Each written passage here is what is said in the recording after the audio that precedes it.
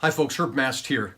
As a student of business and human performance, I work with a lot of automobile dealerships and teach them how to become bigger, better, and stronger, and ultimately how to deliver better bottom line results.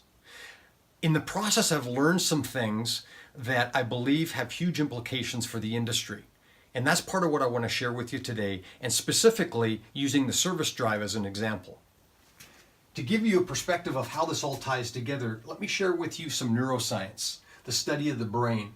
What we found is that the brain has two key components that affects your decisions and behaviors. The rational brain, which has been found to direct 25%, and the emotional brain, which impacts 75%. 75%, or 3 times of what you do, is a result of how you feel. That has been proven out within auto research, which shows that an average dealer gets about 60% of their customers coming back and about 10% of them advocating. While when they employ more of a feelings-based approach and something I'm going to call UpCare, they can actually enjoy up to 90% of their customers coming back and 90% of them advocating. Why?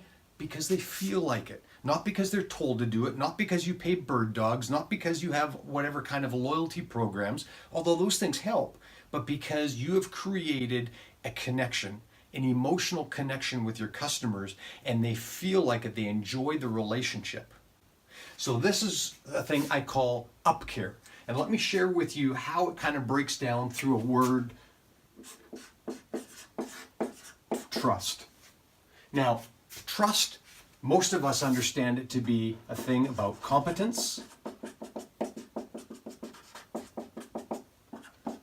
and reliability.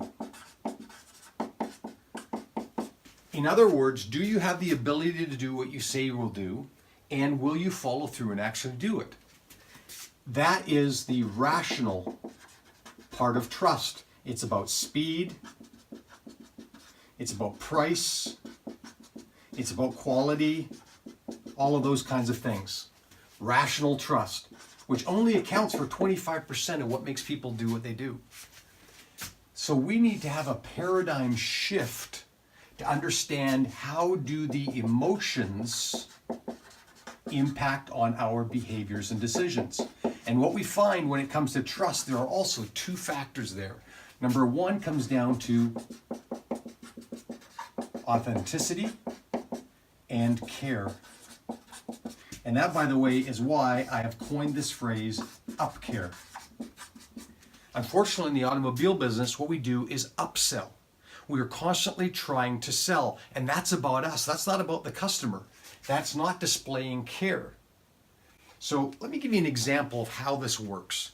Imagine now that somebody comes onto your service drive, and they're afraid because they've already been prepped by others, they've had previous experiences, and when they come on the service drive, they already have this sense that you're going to try and sell them. And so what they tell you is, hey, I just want an oil change, I don't want you to do anything else. You go, okay, no problem, but you do your walk around. And in the process of doing your walk around, you notice that there's something wrong with the car. Let's say it's like a nail in the tire. Would you say something to them? If you feel compelled to say something, it's because you are feeling this urge to care. That's why I call it UpCare. You're feeling like, I really need to say something. No, it's not just a safety issue. You have a sense that I need to share this with them. Safety is the extreme example of care. But what happens normally on the service drive is we do a walk-arounds, we do a multi-point inspection, and when we come back with the multi-point inspection, the customer's all defensive. Here's how you UpCare. The first thing you do when you are about to do your walk-around, you ask the customer, may I walk around the vehicle with you? By asking, you show courtesy and respect.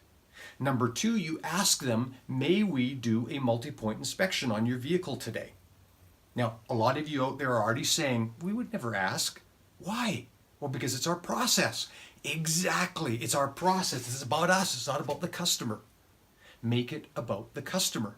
If you ask them, you're going to get partial buy-in right away for what's going to come later.